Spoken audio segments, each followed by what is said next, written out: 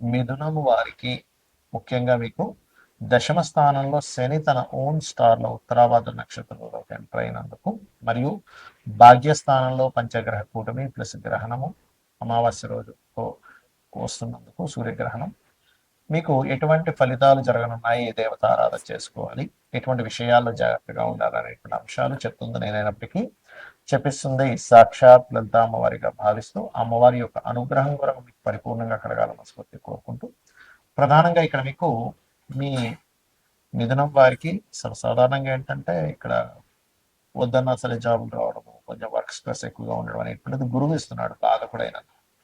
కాకపోతే ఇక్కడ దశమ స్థానంలో ఎప్పుడైతే మీకు శని తన ఓన్ స్టార్లో ఎంటర్ అయ్యాడో, ఇది కొంచెం జాబులు ఇస్తూ మార్పుని కూడా ఇస్తాడు అక్కడ, గుర్తుపెట్టుకోండి. ఎందుకంటే శని ఎంత అయినా సరే అక్కడ డియోల్ సైన్ లో ఉంటున్నాడు, తన ఓన్ స్టార్లో ఉంటున్నాడు. దీన్ని ప్రధానంగా మనం గుర్తుపెట్టుకోవాలి. మరొక విషయం ఏంటంటే ఇక్కడ చేస్తున్నటువంటి ఉద్యోగం నుంచి అలా కాదు, నేను ఇంకేదైనా కొత్త కోర్సెస్ చేయాలి, ఇంకేదైనా పిహెచ్డి చేయాలి, రీసెర్చెస్ చేయాలి అనేటువంటిది భాగ్యస్థానంలో ఉండేటువంటి అధిక గ్రహాల యొక్క ప్రభావం అనేటువంటిది ఇస్తుంది, గుర్తుపెట్టుకోండి.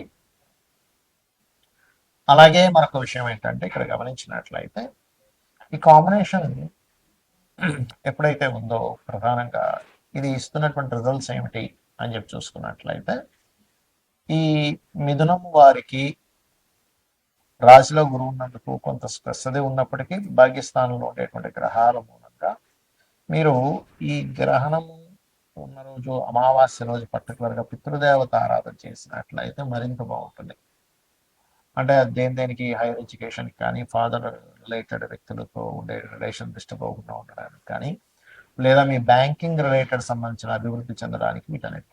అయితే ఈ గ్రహణం యొక్క ప్రభావం కొంచెం మీకు 9th హౌస్ అనేది ఫైనాన్షియల్ విషయాల్లో కొంత జాగ్రత్తగా చూసుకోవాలి. అదేవిధంగా ఏదైనా ప్రాపర్టీ కొనుగోలు చేసేటప్పుడు పంచగ్రహ కూటమి 17వ తేదీ నుంచి 40 రోజుల పాటు కాస్త మీరు ఎవరితోనైనా ఏదైనా ఫైనాన్స్ అంటే అందులో ముఖ్యంగా ఏదైనా ప్రాపర్టీ రిలేటెడ్ సంబంధించిన విషయాలు అని, సెకండ్ మ్యారేజ్ కోసం ప్రయత్నాలు చేసే వరకు అయితే చాలా బాగుంది. కానీ ఫస్ట్ మ్యారేజ్ డెసిషన్స్ తీసుకునేటువంటి విషయాల్లో కూడా కాస్త జాగ్రత్తగా ఉంటూ మీరు లలితా సహస్రనామాల యొక్క శ్రవణం పఠనం చేసినట్లయితే అన్ని విధాలు బాగుంటుంది. మనము జనవరి మాసంలో అమావాస్య కలిగినప్పుడు చండీ హోమం అందరికీ ఫ్రీగా చేశాం చెప్పాలంటే. అది భగవంతు అనుగ్రహం, మనకు ఒక పరమేం కాదు అది.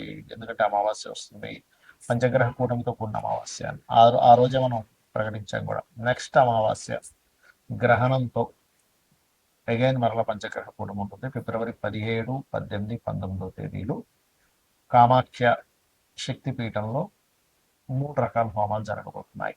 ఎవరైనా ఆ హోమాల్లో పాల్గొనాలి, ఆన్లైన్లో మీరు ఆ హోమాలు వీక్షించాలి, దానికి సంబంధించినటువంటి గోత్రనామాలు పంపించాలనుకుంటే కిందని కనబడుతున్నటువంటి ఫోన్ నెంబర్కి మీరు పంపించండి. 9169899899 8125899899 నెంబర్కి మీకు పూర్తి వివరాలు వస్తాయి.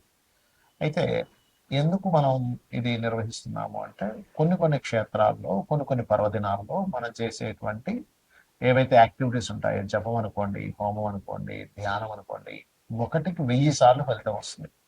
అంటే మీరు ఆ రోజు చేసేటువంటి హోమం 1000 హోమాలు చేసేటువంటి ఫలితాన్ని వస్తుంది. కాబట్టి మనం ఆ రోజు ఆ కార్యక్రమం, ఆ గ్రహణం రోజు 17వ తేదీ, 18వ తేదీ, 19వ తేదీ, ఈ 3 రోజులు ఈ గ్రహస్థితి ఇలాగే ఉంటుంది. అంటే ఈ పంచగ్రహ కూటం ఉంటుంది, అమావాస్యతో ప్రారంభం అవుతుంది, గ్రహణంతో ప్రారంభం అవుతుంది. కాబట్టి దీనివల్ల ఏమిటి అంటే, ఇలాంటి మనం గతంలో ఆల్రెడీ 4-5 నెలల నుంచి చెప్తూనే ఉన్నాం, ఈ పంచగ్రహ కూటములు వస్తున్నాయి, గ్రహస్థితులు బాగాలేవు, గోల్డ్ రేటు, సిల్వర్ రేటు విపరీతంగా పెరగబోతుంది అనుకున్నాం. అదేవిధంగా సిల్వర్ రేట్ అయితే మనం చెప్పనక్కర్లేదు, విపరీతంగా పెరిగిపోయింది. అలాగే బయట మీరు కనుక పరిస్థితులు కనుక చూసుకున్నట్లయితే మనకి ఎలా ఉందంటే, ఒక ఏమంటారు, అసలు ఎప్పుడు ఎక్కడ ఏ ప్రమాదం జరుగుతుందో, ఎక్కడ ఏ యుద్ధం జరుగుతుందో అనేటువంటి స్థితిగతుల్లో ఉన్నాం. అలాంటప్పుడు ఏంటంటే మన యొక్క ఎనర్జీస్ పెంచుకోవాలి. ఎనర్జీస్ పెంచుకోవడానికి, దేవతా సంబంధించిన ఎనర్జీ పెంచుకోవడానికి హోమాలో, జపమో, మంత్రమో చేసుకుంటూ ఉండాలి. మరి ఈ గ్రహణము, ఈ పంచగ్రహ కూటమి ఎప్పుడు, ఎందుకంటే మనకి 100 సంవత్సరాలు మీరు వెనక్కి వెళ్ళినా కూడా 3 సార్లు చతుర్గ్రహ కూటమి రావడం, 3 సార్లు పంచగ్రహ కూటమి రావడం అనేటువంటిది జరగదు. మనకి చాలా అరుదైనటువంటి రోజుగా మనం భావిస్తూ ఆ రోజు మనం చేసుకుంటున్నాం. అలాగే మరొక విషయం ఏంటంటే, ఈ గ్రహ సంబంధించిన విషయంలో చాలా మందికి సంశయాలు ఉన్నాయి. ఏంటంటే ఈ గ్రహణం కూడా ఉంది కదా 17వ తేదీ. మరి 17వ తేదీ ఇక్కడ ఉండేటువంటి గర్భవతులు, ఇండియాలో ఉండేటువంటి గర్భవతులు ఆ రోజు ఉదయం పూట 9:30 ప్రాంతం నుంచి సంథింగ్ 12 చేంజ్ వరకు ఉంది.